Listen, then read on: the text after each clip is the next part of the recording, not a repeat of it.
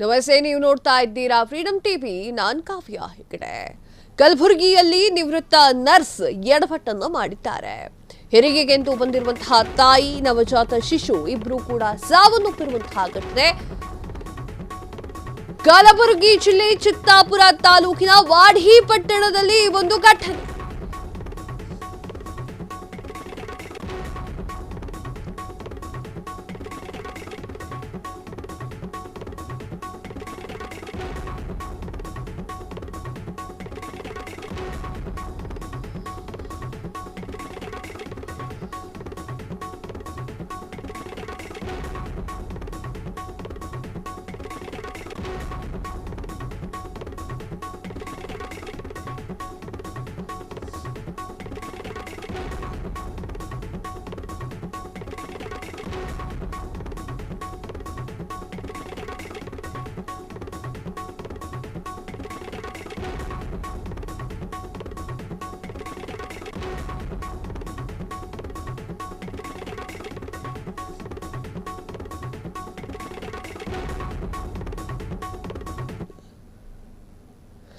ಕಲಬುರಗಿಯಲ್ಲಿ ನಿವೃತ್ತ ನರ್ಸ್ ಎಡಬಟ್ಟು, ಹೆರಿಗೆಗೆಂದು ಬಂದಿರುವಂತಹ ತಾಯಿ, ನವಜಾತ ಶಿಶು ಇಬ್ರು ಕೂಡ ಸಾವು.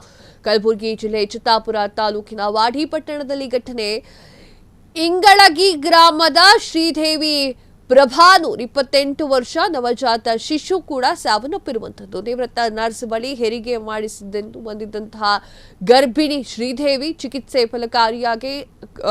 ಫಲಕಾರಿಯಾಗದೆ ಕೊನೆ ಉಸಿರೆಳೆದಂತಹ ತಾಯಿ ಹಾಗೂ ಮಗು. 4ನೇ ಬಾರಿ ಗರ್ಭ ಧರಿಸಿದಂತಹ ಶ್ರೀದೇವಿಗೆ ಪ್ರಿಯಾಂಕಾ, ಅನನ್ಯ, ಝಾನ್ಸಿ ಎನ್ನುವಂತಹ 3 ಜನ ಹೆಣ್ಣು ಮಕ್ಕಳಿದ್ರು. ಈ ಬಾರಿ ಗಂಡು ಮಗುವಿಗೆ ಜನ್ಮವನ್ನ ನೀಡಿದ್ದಂತಹ ಶ್ರೀದೇವಿ, ಆದರೆ ಹೆರಿಗೆ ವೇಳೆ ತಾಯಿ, ಮಗು ಇಬ್ರು ಕೂಡ ಸಾವನ್ನಪ್ಪಿರುವಂಥದ್ದು. ನಿವೃತ್ತ ನರ್ಸ್ ಎಡಪಟ್ಟಿನಿಂದ ತಾಯಿ, ಮಗು ಸಾವನ್ನಪ್ಪಿದ್ದಾರೆ ಅಂತ ಹೇಳಿ ಆರೋಪಗಳು ಈಗ ಕೇಳಿ ಬರ್ತಾ ಇದೆ. ಎಸ್, ಒಂದು ಘಟನೆ ನಡೆದಿದೆ. ನಿವೃತ್ತ ನರ್ಸ್ ಒಂದು ಎಡವಟ್ಟನ್ನ ಮಾಡಿದ್ದಾಳೆ. ತಾಯಿ, ಮಗು ಇಬ್ರು ಕೂಡ ಆ ಒಂದು ಎಡವಟ್ಟಿನಿಂದ ಸಾವನ್ನಪ್ಪಿರುವಂತಹ ಘಟನೆ ನಡೆದಿದೆ. ಇಂಗಳಗಿ ಗ್ರಾಮದ ಶ್ರೀದೇವಿ ಹಾಗೂ ನವಜಾತ ಶಿಶು ಸಾವನ್ನಪ್ಪಿರುವಂಥದ್ದು. ನಿವೃತ್ತ ನರ್ಸ್ ಬಳಿ ಹೆರಿಗೆ ಮಾಡಿಸಿದ್ದಾರೆ ಅಂತ ದಾಖಲಾಗಿದ್ದಂತಹ ಗರ್ಭಿಣಿ ಶ್ರೀದೇವಿ ಚಿಕಿತ್ಸೆ ಫಲಕಾರಿಯಾಗದೆ ಕೊನೆ ಉಸಿರೆಳೆದಿದ್ದಾರೆ. ತಾಯಿ ಹಾಗೂ ಮಗು ಇಬ್ರು ಕೂಡ ಕೊನೆ ಉಸಿರೆಳೆದಿರುವಂತಹ ಘಟನೆ ನಡೆದಿದೆ. ನರ್ಸ್ ಎಡಬಟ್ಟಿನಿಂದ ಸಾವನ್ನಪ್ಪಿದ್ದಾರೆ ಅಂತ ಹೇಳಿ ಕುಟುಂಬಸ್ಥರು ಆರೋಪವನ್ನು ಮಾಡ್ತಾ ಇದ್ದಾರೆ. ನಿವೃತ್ತ ನರ್ಸ್ ಹತ್ರ ಯಾಕಾಗಿ ನೀವು ಈ ಒಂದು ಮಗು ಅಥವಾ ತಾಯಿಯ ಅಥವಾ ಏನು ಹೇಳ್ತಾರೆ ಅದಕ್ಕೆ ಡೆಲಿವರಿಯನ್ನು ಯಾಕೆ ಮಾಡ್ಸೋಕೆ ಹೋದ್ರಿ? ನಿವೃತ್ತ ನರ್ಸ್ ಎಡವಟ್ಟಿನ ಆರೋಪಕ್ಕಾಗಿ ತಾಯಿ, ಮಗು ಸಾವನ್ನಪ್ಪಿದ್ದಾರೆ ಅಂತ ಹೇಳಲಾಗ್ತಾ ಇದೆ.